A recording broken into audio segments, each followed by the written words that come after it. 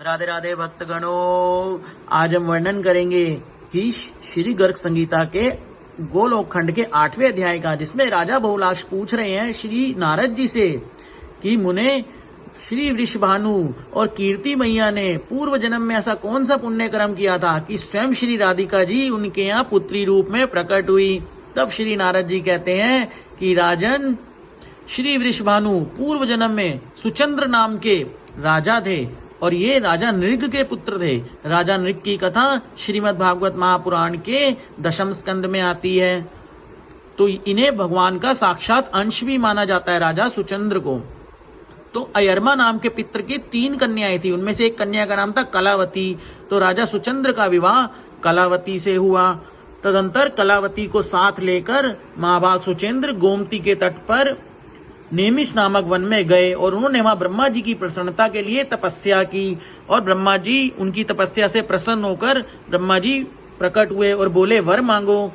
तब उन्होंने सर्वप्रथम ब्रह्मा जी को प्रणाम किया और कहा, मुझे दिव्य प्राप्त पर मोक्ष प्राप्त हो। राजा की बात सुनकर साध्वी रानी कलावती का मन दुखी हो गया।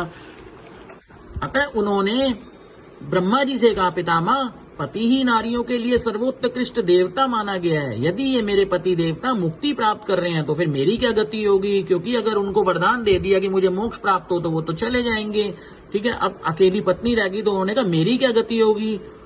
इनके बिना मैं जीवित नहीं रहूंगी। यदि आप इन्हें मोक्ष देंगे तो मैं पति साचर्य में विक्षेप पड़ने के कारण, पति से विरह के कारण वियल हो, मैं आपको शाप दे दूंगी। तब ब्रह्मा जी ने कहा, देवी, मैं तुम्हारे शाप के भय से अवश्य डरता हूँ। किनको कहा?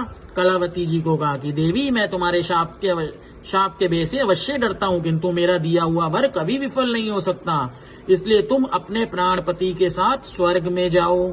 वहां स्वर्ग सुख भोग कर कालांतर में फिर पृथ्वी पर जन्म लोगी और द्वापर के अंत में भारतवर्ष में गंगा और यमुना के बीच तुम्हारा जन्म होगा। और तुम दोनों से जब परिपूर्णतम भगवान की प्रिया साक्षात श्री राधिका जी पुत्री रूप में प्रकट होंगी, तब तुम दोनों साथ ही मुक्त हो जाओगे। उस समय मुक्ति का वरदान मांगा था सुचेंद्र ने और ब्रह्मा जी ने अगले जन्म में कि उनकी पत्नी उनको शाप ना दे दे पति वियल से होने के कारण ब्रह्मा जी को। तो उन्होंने अपना कहा कि मेरा दिया हुआ वर कभी विफल नहीं जाता।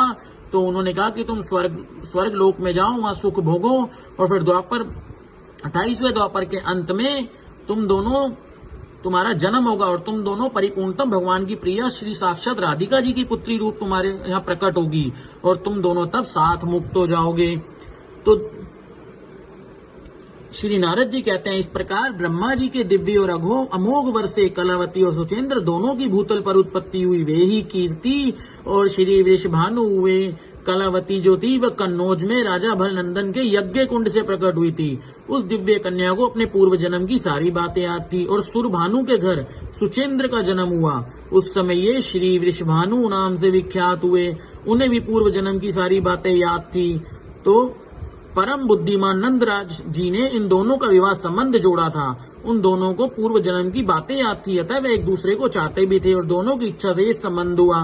तो जो मनुष्य श्री वृषभानु और कलावती के इस उपाख्यान का श्रवण करता है वह संपूर्ण पापों से छूट जाता है और अंत में श्री भगवान श्री कृष्ण चंद्र के सायुज्य को प्राप्त कर लेता है। तो आज आपने जाना कि श्री वृषभानु और कीर्ति मैया पूर्व जन्म में कौन थी और इनके यहाँ श्री राधिका जी कैसे प्रकट हुई, क्या उन्होंने पुण्य किया था कि श्री राधिका जी स्वयं इनके यहाँ प्रकट हुई। तो बोल वृंदा।